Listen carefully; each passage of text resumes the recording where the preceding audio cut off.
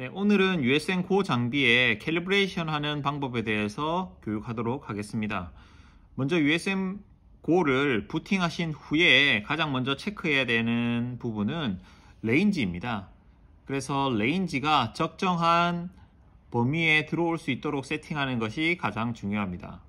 그러면 어떻게 세팅하는 것이 레인지를 가장 적정하게 세팅하는 것이냐? 먼저 교정하고자 하는 시편의 크기를 먼저 봐야 됩니다. 그래서 이 캘리브레이션 블럭을 STB-A1으로 사용할 경우 B1 신호와 B2 신호가 다 볼 수 있도록 최소 200 이상을 세팅하셔야 기본적으로 캘리브레이션을 하실 수 있습니다. 그래서 저는 250으로 세팅을 하였고, 그 밑에 있는 프로브 딜레이 부분은 특정 값이 입력이 되어 있다면 밑에 두 버튼을 동시에 누르셔서 0으로 만들어 주시고 세팅을 하시면 되겠습니다. 그리고 벨로시티 부분은 스틸의 횡파 음속인 3200을 설정하시고, 마지막으로 프로브 딜레이도 0으로 세팅하시고 검사에 들어가시면 되겠습니다. 참고로 이 디스플레이 딜레이 같은 경우에는 이 화면에 보시는 이 0점을 잡는 부분이기 때문에 이 부분은 특별히 우리가 A스캔 검사를 하실 때는 항상 0으로 세팅하시면 될 것 같습니다. 자, 두 번째 세팅하실 부분은 펄스와 리시브입니다. 펄스의 경우에는 기본적으로 볼테이지, 에너지, 댐핑, PRF로 메뉴가 구성이 되어 있고, 여기에 세팅되어 있는 것처럼 다 로우 값으로 세팅하시면 큰 문제는 없으십니다. 댐핑의 경우에는 프로브에 걸리는 저항값이라고 생각하시면 되는데, 이 역시도 기본적으로는 USM100 기준으로 50ohm으로 설정하시면 되겠습니다. 자, 다음으로 리시버 부분입니다. 리시버 같은 경우에는 검사에 사용되는 탐촉자에 주파수 값을 넣어 주시고, 렉티파이는 이제 풀 웨이브, 듀얼 프로브를 쓰지 않으신다면은 듀얼을 오프 하시면 되겠습니다. 그리고 리젝트는 0으로 세팅하시면 되겠습니다. 자, 이제 가장 중요한 오토 캘리브레이션 관련해서 안내해 드리도록 하겠습니다. 오토 캘리브레이션 기능에 오셔서 제일 먼저 STB-A1 기준으로 SREF1은 B1 신호가 발생하는 100mm, SREF2는 B2 신호가 발생되는 200이라고 설정을 하십니다. 그리고 실제 STB-A1에 프로브를 한번 올려 보겠습니다. 자, 그러면 화면상에서 에코를 발견하실 수가 있으십니다. 자, 이때 주의하실 점은 STB-A1에 이렇게 홈이 난 부분이 있습니다. 이 홈이 난 부분과 STB-A1 홈이 난 부분과 우리 사각 프로브의 이 홈이 난 동그랗게 홈이 난 부분을 일치를 시켜서 여기서 기준으로 해서 탐촉자를 앞으로 뒤로 왔다 갔다 해 보십니다. 그래서 이때 신호가 가장 높이 뜨는 지점을 찾으십니다. 왔다 갔다 하면 특정 구간에서는 신호가 낮게 뜰 것이고, 특정 구간에서는 신호가 이렇게 높게 뜰 것입니다. 그래서 왔다 갔다 했을 때 신호가 가장 높게 뜨는 지점을 찾으십니다. 그래서 제가 지금 찾은 구간은 지금 대략적으로 이 정도 될 것 같습니다. 그래서 여기서 신호가 제일 높게 뜬다라고 이제 찾아주십니다. 그랬을 때 이 탐촉자의 입사점은 보시면 이 홈이 난 부분과 이 프로브에서 눈금이 난 부분을 일치시켰을 때 읽어보시면 대략적으로 14 정도 되는 걸 보실 수가 있는데, 그러면 이 프로브의 X밸류, 즉 입사점은 14mm라고 보시면 될 것 같습니다. 그래서 이 상태에서 입사점을 찾으신 후에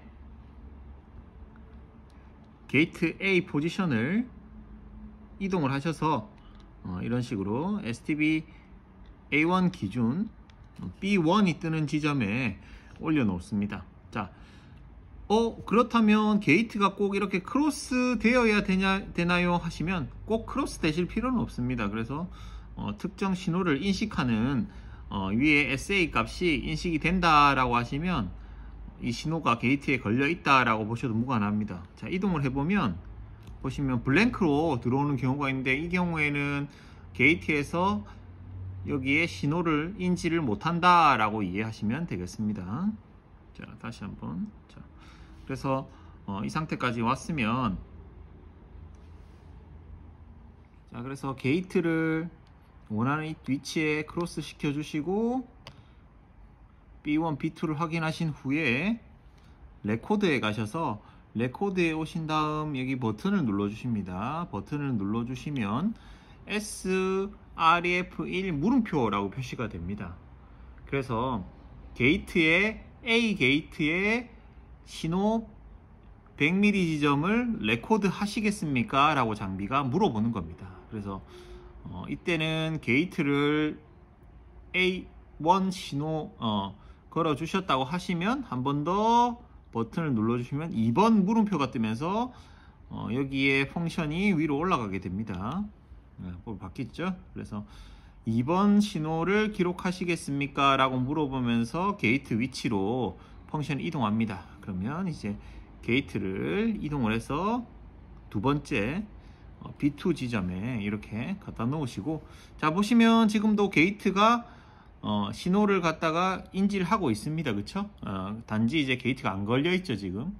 그래서 이 상태에서 내려가서 레코드 버튼을 눌러 주시면 캘리브레이션이 완료가 됩니다. 그래서 보시는 것처럼 B2 신호가 200mm 동일하게 바뀌어 있는 것을 보실 수가 있으시죠. 그래서 이 상태가 기본적인 시간축 교정이었습니다. 자, 다음에 보여드릴 거는 이 시간축 교정을 끝낸 후의 과정입니다. 자, 시편에서 보시면 1차적으로 시간축 교정이 끝난 후에 작동해야 되는 기능 중에 트리그 메뉴에 오시면 프로브 앵글 부분이 있습니다. 자, 그래서 프로브 앵글을 어떻게 입력하느냐, 거기에 대해서 한번 알아보겠습니다.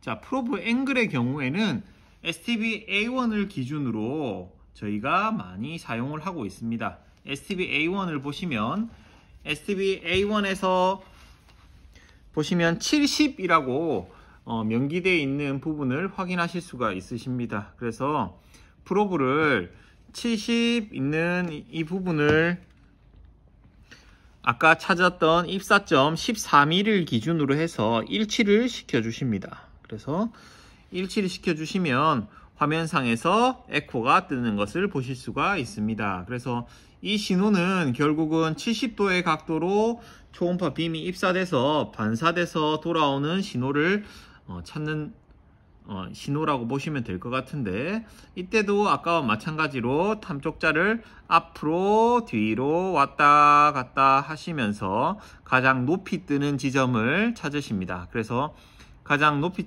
뜨는 지점을 찾았다 라고 하시면 그 지점이 실제 제가 찾았던 14mm 지점과 일치를 하는지 안 하는지 확인을 하신다는 거죠.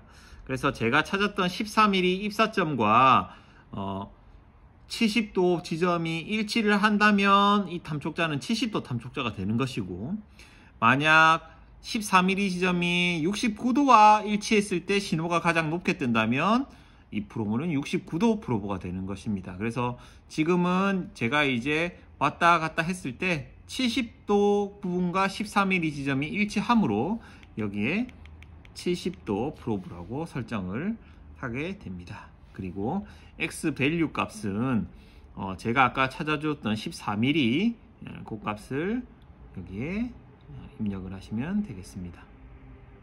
14mm 입력하시면 되고, 그리고 시크니스 같은 경우에는 우리가 동상 검사하는 소재의 두께를 나중에 검사하실 때 입력을 해 주시면 되겠습니다. 자, 너무 어렵게 생각하실 필요 없으시고요. STB-A1 기준으로 우리가 결함 탐상하기 전에 시간축 교정하는 방법에 대해서 안내해 드렸습니다. 먼저 레인지를 B1, B2가 볼 수 있도록 설정을 하신다. 두 번째, 프로브 딜레이 벨로시티는 오토칼을 하면 변경이 되지만 오토칼 하기 전에는 프로브 딜레이를 0, 벨로시티를 기본적으로는 우리가 교정하기 쉽게 3200에 놔두고 세팅을 하십니다. 자, 두 번째, 펄스에서는 볼테이지 에너지 댐핑을 다 낮은 값으로 입력을 하십니다. 세 번째, 리시브에서는 주파수는 사용하고 계시는 탐촉자의 주파수값, 파형은 프레이브, 듀얼은 항상 싱글 프로브의 경우에는 5% 쓰시고 리젝트는 0%로 세팅하십니다. 자, 그리고 오토칼에 오셔서 B1, B2의 신호의 위치를 입력하시고 게이트를 걸고 레코드, 게이트를 걸고 두 번째도 레코드 하시면 기본적인 오토칼은 끝나게 되겠습니다. 그리고 끝난 후에는 아까 보여드렸던 것처럼 트리그 메뉴에 오셔서 입사점을 이용해서 입사각을 찾으시고 그에 따라서 입사점을 입력하시는 과정까지입니다. 여기까지 USM 고의 기본적인 시간축 교정 방법이었습니다. 감사합니다.